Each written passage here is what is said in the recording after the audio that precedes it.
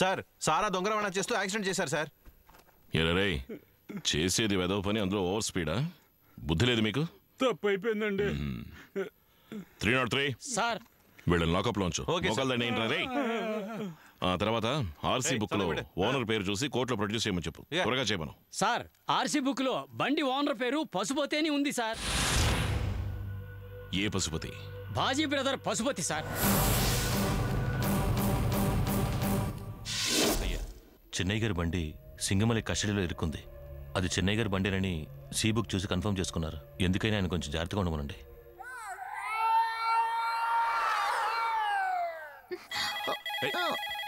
మంచి మూడ్ లో ఉన్నప్పుడు ఈడవడరా ఫోను. ఉండు ఏంటండి వస్తాను. హలో, బుద్ధుందారా? నేను లోనుండగా ఏం చేయొద్దని చెప్పాను కదా. అలా జరుగుతుందని అనుకోలేదు. సరే వదిలే. ఎస్పీతో చెప్పి బండి 10 రోజుల ముందే పోయినట్టు కేసు ఫైల్ చేయమను. తర్వాత మన లాయర్తో మాట్లాడి ముందస్తు బెయిల్కి ఏర్పాటు చేసుకో. సరే అన్నయ్య. వెళదామా?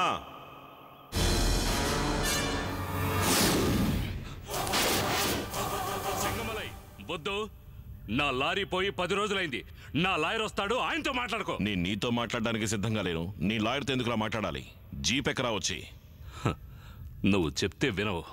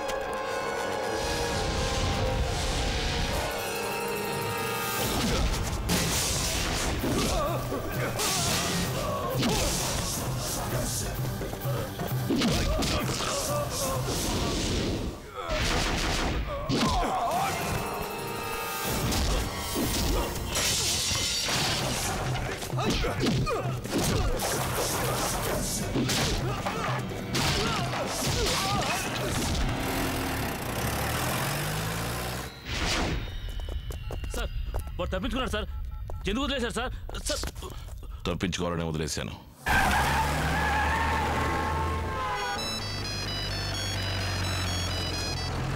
హలో, ఎక్కడికి రా అంత అర్జెంటుగా జీప్ తీసుకుని వెళ్తున్నావు? నీ చేతికి చిక్కితే నన్ను అరెస్ట్ చేస్తావని నాకు తెలుసు. అందుకే ముందస్తు బెయిల్ కోసం నేను కోర్టుకు వెళ్తున్నాను. నువ్వు కోర్టుకు చేరుకోవడానికి ముందే పరలోకానికి చేరుకుంటావు కదరా. నువ్వు ఎప్పుడు జీప్ స్టార్ట్ చేసావు అప్పుడే బాంబు ఆన్ అయిందా? ఆ జీప్లో బాంబు ఉంది. నువ్వు బండిని స్లో చేసినా ఆపాలనుకున్నా బాంబు పేరుతుంది.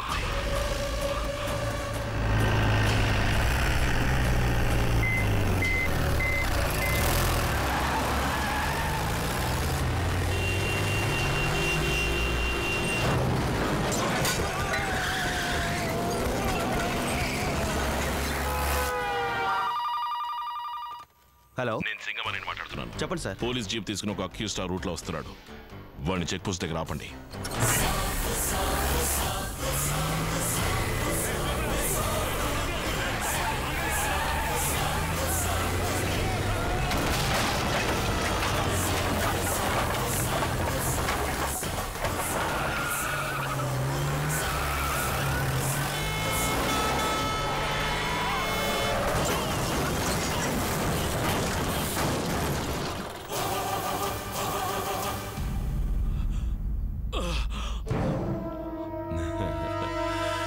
నేను ఒక చిన్న అబద్ధం చెప్పినందుకే చెక్ పోస్ట్ ని గుద్ది లారీని ఢీ కొట్టి జీపులోంచి కింద పడి భయపడిపోయి ఇలా చస్తున్నావే. నిజంగానే నేను బాంబు పెట్టుంటే ఏం చేసి ఉండేవాడివిరా? చచ్చిపోరా.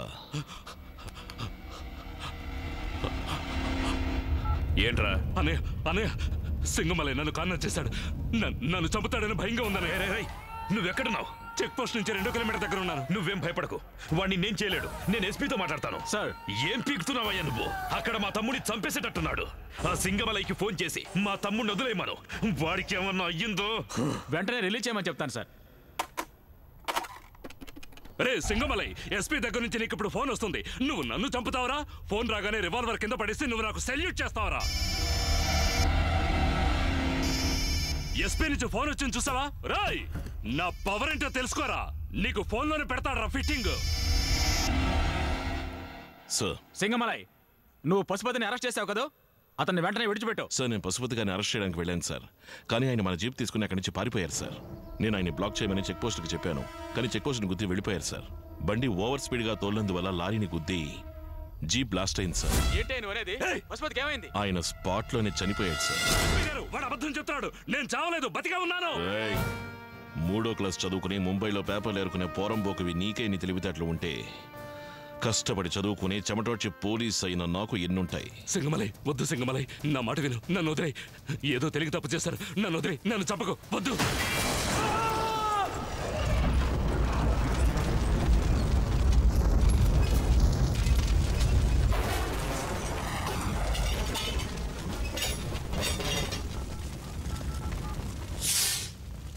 ఎరా, నీ తమ్ముడిని చూడడానికి ఎంతో ఆతృతగా ఎదురు చూస్తున్నావు నువ్వు.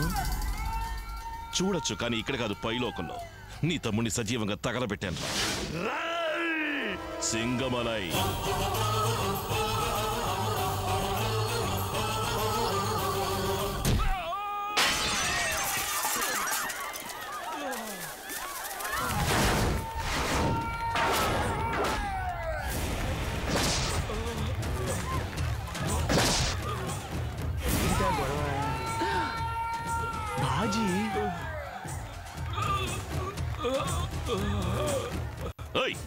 ఎక్కడికి వెళ్తున్నావు? పాప ఎవరన్నా నరకపోతున్నాడు. నరకన భయ్యా, మనకేంటి? చూస్తూ ఎలా ఊరుకోమంటావు? చూస్తూ ఊరుకోవాల్సిందేనయ్యా. వచ్చేది ఎవరో తెలుసా? ఊళ్ళోనే పెద్ద రౌడీ. ఈ ఊళ్ళో 16 సంవత్సరాలుగా ఎలక్షన్ జరగకుండా ఆపేశాడు. ఈ ఎలక్షన్ నేను జరిపిస్తానని వీడు మొండి పట్టి పట్టాడు, అందుకని నరకడానికి వస్తున్నాడు. ఇటువంటి చోట మనకేం పని? రావాలి.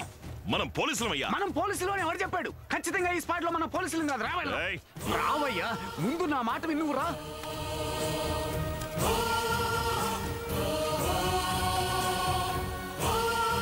అయ్యో, అందరూ నాలాంటి వాళ్ళే అనుకుంటున్నాడే.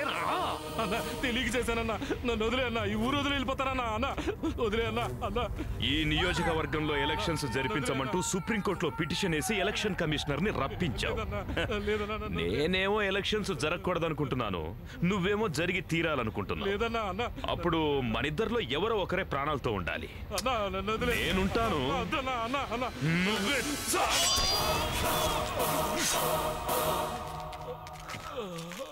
ఒకడు చేస్తే హత్య, గుంపుగా చేస్తే కల్లోలం. వెళ్ళి కానీ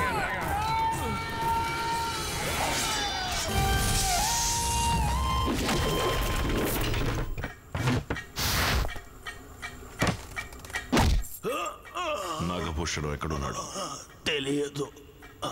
మీరు చేసిన నేరాలు నాకు తెలుసు. మర్యాదగా అప్రూవర్గా మారితే నీ పేరు మీద ఉన్న కేసులన్నీ కొట్టిపారేసి నిన్ను కాపాడుతాను. నన్ను కాపాడడానికి మా అన్న బాజీ ఉన్నాడు. ముందు నిన్ను నువ్వు కాపాడుకో. నా ప్రాణం పోయినా సరే నా నుంచి నువ్వు ఏ నిజాన్ని రాబట్టలేవు.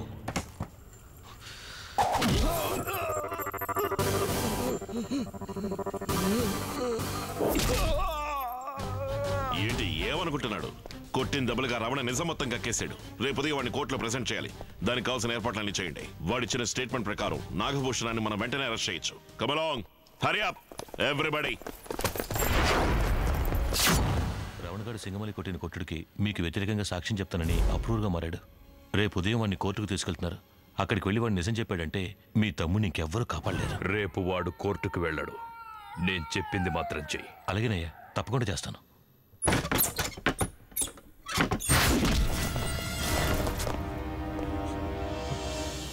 ఏమిటిది?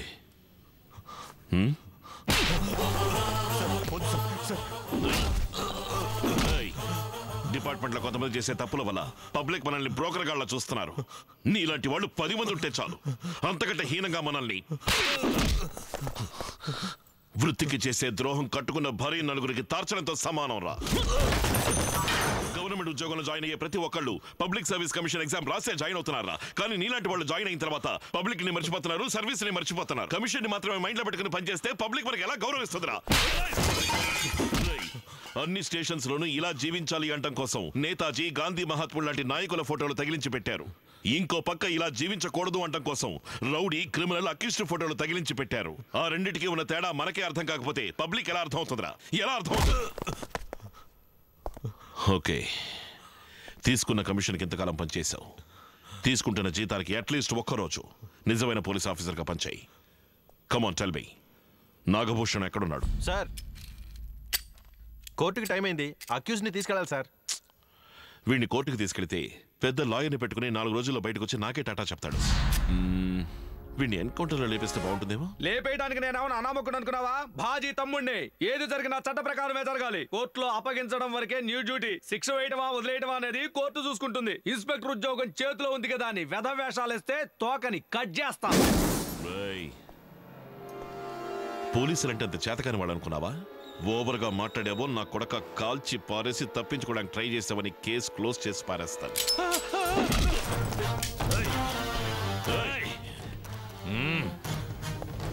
అయ్యా, ఇవ్వకండి తాళాలు. వెంటనే పారిపోండి.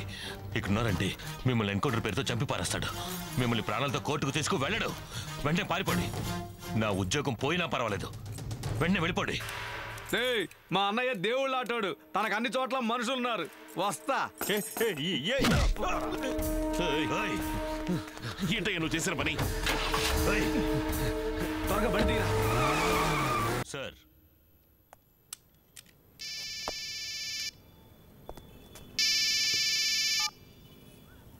హలో. నా వాడిని నాకు వ్యతిరేకంగా సాక్ష్యం చెప్పడానికి కోర్టుకు తీసుకెళ్తావా? వాడు వెళ్ళడు. వెళ్లేలోగా బండి తునకలై చెదిరిపోతుంది. బండిలో బాంబుంది. తెలుసు, కానీ నీకు తెలియని ఒక విషయం చెప్తాను విను. జీపులో వెళ్లేది రమణ మాత్రమే కాదు, నీ తమ్ముడు నాగభూషణం కూడా. ఏంట్రా నువ్వు అనేది? రాయ్, రాచపీరుగు ఒంటరిగా పోదు, తోడు కావాలంటారు. నీ తమ్ముడిని తోడుగా పంపించాను. ఇప్పుడు నీ వల్ల అయితే నీ తమ్ముడిని నువ్వు కాపాడుకో. ఫోన్ తీరా, ఫోన్ తీరా, ఫోన్ తీరా. బండిలో బాంబుంది, చచ్చిపోతారా?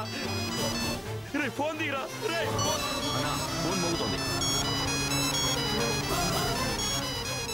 అన్నయ్య, అన్నయ్య, రే బండిలో బాంబు.